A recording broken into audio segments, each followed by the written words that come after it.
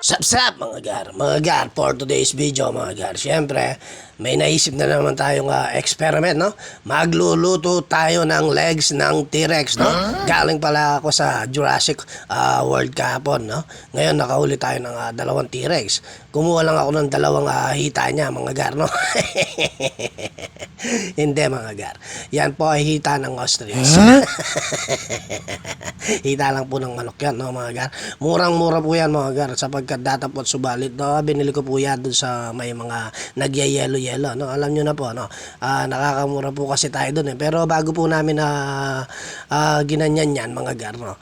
Pinakuluan ko muna po yan, no mga gar, para matanggal yung lasa ng Elma, no? Elma ba o Elsa? Elsa, no? O, Elsa Frozen, di ba? Yan mga gar, no? Pinalambot po na muna, no? At pinatanggal muna yung lasa ng Elsa, no mga gar. At pagkatapos mga gar, no, isasaling ko na sa init ng panahon, no mga gar. Yan ay sa loob ng isang makinarya, no mga gar, kung saan nandyan yung sikat ng araw, no, yung init na sikat ng araw, no mga gar. Yan pala yung lagay niya, yung tinatawag nilang ano ba yan, yung hangin na nagpiprito, air fryer. Air fryer yan mga gar, no? Installment yan. Ayan, nakita ko si Tito Ren. Nagugutom na si Tito Ren, no? Maya Tito Ren, no? Mga 20 minutes and 10 years and 100 decades and 100 million years bago maluto to. Then, siyempre mga gar, no? I-set na natin yan, no? Ayan, isisilid na natin sa kwarto ng panahon, no mga gar, no? Merong sariling araw sa loob yan, no mga gar. Maluluto ng husto yan, no? At siyempre, isasaksak natin sa poso ng mga gar. Sa gripo. Hindi, may outlet tayo dyan, no mga gar. At ayan, no mga gar, tinignan ko yung indication niya, no mga gar. Kailangan pala dito is 20 minutes and then 200 Fahrenheit heat, no mga gar, para makuha yung gusto natin pagkakaluto sa mga legs ng T-Rex o legs ng ostrich, no mga gar, no. At ayan, maghihintay tayo mga gar. Ayan, siyempre lalapit na tayo, mukhang kutob ko malapit nang maluto. Ayun, no mga gar, no, malapit na siyang maluto sa kabila, no mga gar. Hintay natin. Ayan mga gar, huminto na. O siyempre pag humintong ganyan mga gar, no, pahingayin ng konti, tapos bubuksan yan mga gar, no. Dahan-dahan natin bubuksan yan, no mga gar.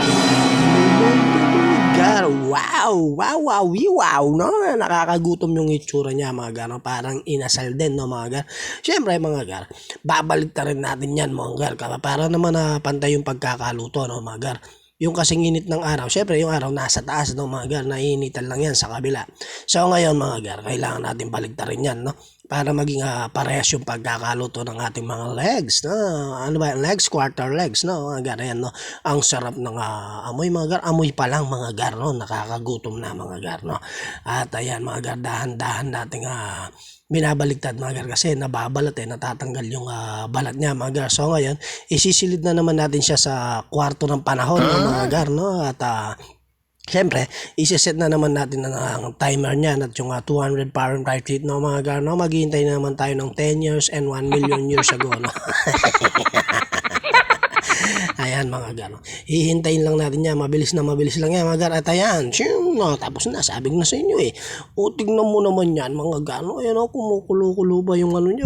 Yeah. Yung mantika niya kumukulo-kulo pa, no mga. And then mga gar, no, ayan na ang takdang oras ng pagkain namin ng pananghalian. Salamat po Panginoon sa biyayang inyong pinagkakaloob sa aming pamilya at sa pang-araw-araw na biyayang inyong pinagkakaloob sa amin. At kakain na kami mga gar, at kumain na rin kayo mga gar, no. At have a safe and have a happy life mga gar. Maraming salamat sa inyong panonood at suporta sa aking followers and viewers. Happy life!